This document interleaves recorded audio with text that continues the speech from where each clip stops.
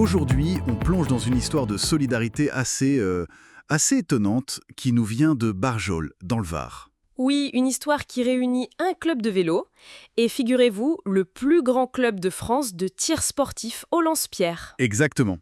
Et ils ne font pas que ça, ils se mobilisent ensemble pour une cause, accueillir la première étape d'une marche caritative nommée « Du Verdon à la mer autrement ».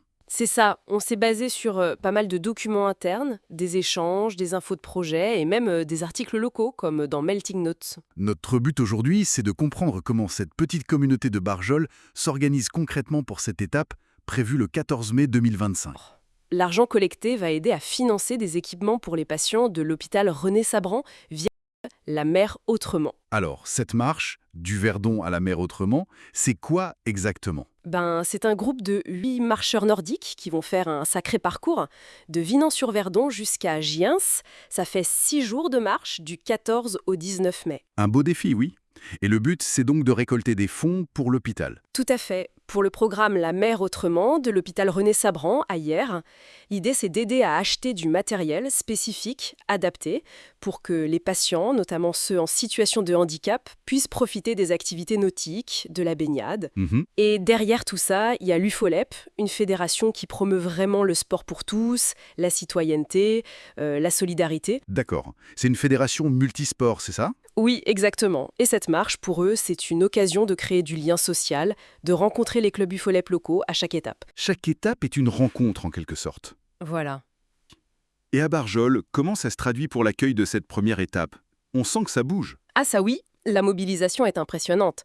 Le Vélo Club Barjolais, le VCB, et le club de tir Slingshot Provence, le CTSLP, ils sont le moteur. Ils avaient déjà collaboré par le passé d'ailleurs. C'est intéressant, ça. Vélo et lance-pierre. Oui, c'est original.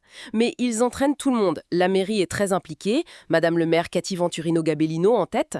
Ils fournissent un soutien logistique essentiel. Comme quoi, par exemple ?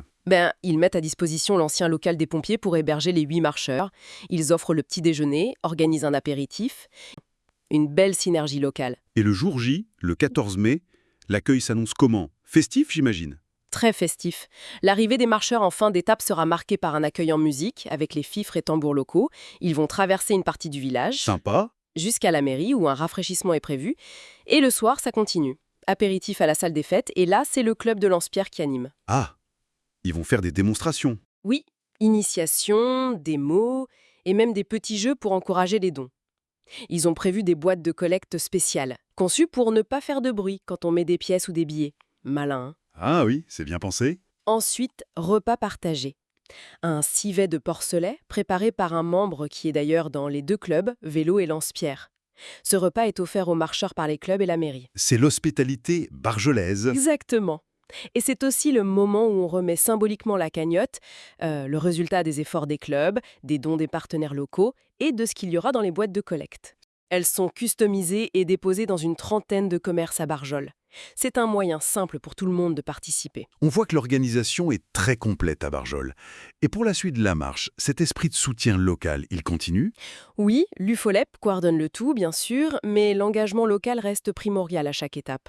On sait par exemple qu'à Pied-Feu, la mairie prend en charge la demi-pension des marcheurs et le club local fait un don. D'accord. À Brignoles aussi, il y a un accueil prévu, avec petit déjeuner et échauffement organisé par la Maison Sport Santé locale. Donc oui, le projet suscite un bel élan. Et la logistique des marcheurs, les bagages, tout ça ? C'est l'UFOLEP 83 qui gère principalement le transfert des bagages d'étape en étape, mais avec parfois un coup de main local si besoin. Et d'ailleurs, le lendemain, des marcheurs de Barjol vont même accompagner le groupe sur une partie de l'étape vers Brignoles. C'est une belle continuité. Et pour faire connaître tout ça, comment ils communiquent ? Il y a eu un bel article de 4 pages dans Melting Notes, un magazine culturel gratuit qui est bien distribué dans le coin. Ça donne une bonne visibilité. Et puis, il y a ce système de boîtes jaunes dans les commerces. L'idée, c'est aussi que grâce à cet accueil et ces dons, les marcheurs n'aient pas ou peu de frais d'étape à couvrir eux-mêmes. Pour que l'argent collecté aille vraiment au maximum au projet La Mer autrement. Exactement. Maximiser le don final pour l'hôpital et ses patients. Pour résumer, Barjol nous montre vraiment un exemple fort de mobilisation communautaire.